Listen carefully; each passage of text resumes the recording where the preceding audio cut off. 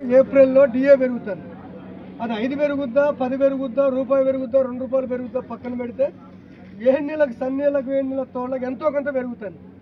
కానీ ఇప్పుడు అక్టోబర్లో డిఏ 0 అయింది. ఎంత దరిద్రం అంటే ₹1 కూడా పెరగలే.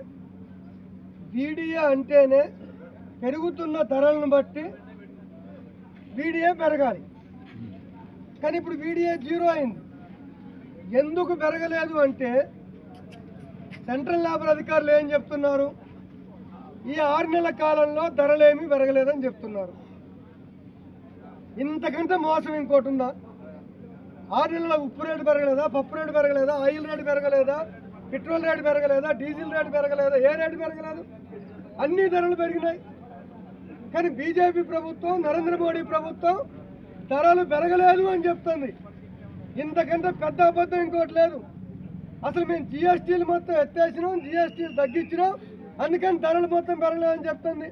ఇంతకంటే పెద్ద అబద్ధం ఇంకొకటి లేదు. వీడియోని లెక్కించే దాంట్లో కూడా నరేంద్ర మోడీ ప్రభుత్వం కార్మికులను మోసం చేస్తుంది. ఇంతకుముందు మొత్తం నిత్యావసర సరుకుల ధరలకి 100 పాయింట్లు ఇచ్చేవాళ్ళు, మిస్లీనియస్కి పెట్టేవాళ్ళు కాదు. కానీ ఇప్పుడు డిఏ లెక్కించాల్సి వచ్చేసరికి రోజువారీ మనం వాడే సరుకులు ఏవైతున్నాయో వాటికేమో 50 పాయింట్లు పెడుతున్నారు. సంవత్సరానికి ఒకసారి పెరిగే ఇంటి రెంట్లకి కొన్ని పాయింట్లు ఇచ్చారు.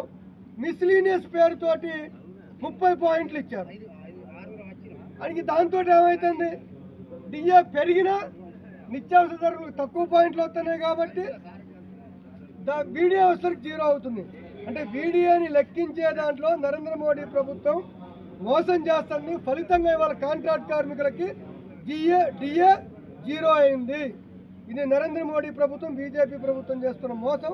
అందుకని మనం యూనియన్ డిమాండ్ చేస్తున్నాం, వీడియో లెక్కించే పద్ధతిని మార్చాలి, కార్మికులను మోసం చేసే పద్ధతిని బీజేపీ ప్రభుత్వం వెనక్కి తీసుకోవాలని చెప్పేసి కూడా మనం డిమాండ్ చేస్తున్నాం.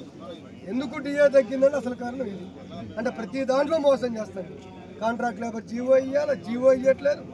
డిఏ పెంచే దాంట్లో మోసం చేస్తుంది, జీతాలు పెంచే దాంట్లో మోసం చేస్తుంది. అన్ని రకాలుగా ఇవాళ లేబర్ కాంట్రాక్ట్ కార్మికులు మొత్తం కేంద్రంలో బీజేపీ ప్రభుత్వం మోసం చేస్తుంది.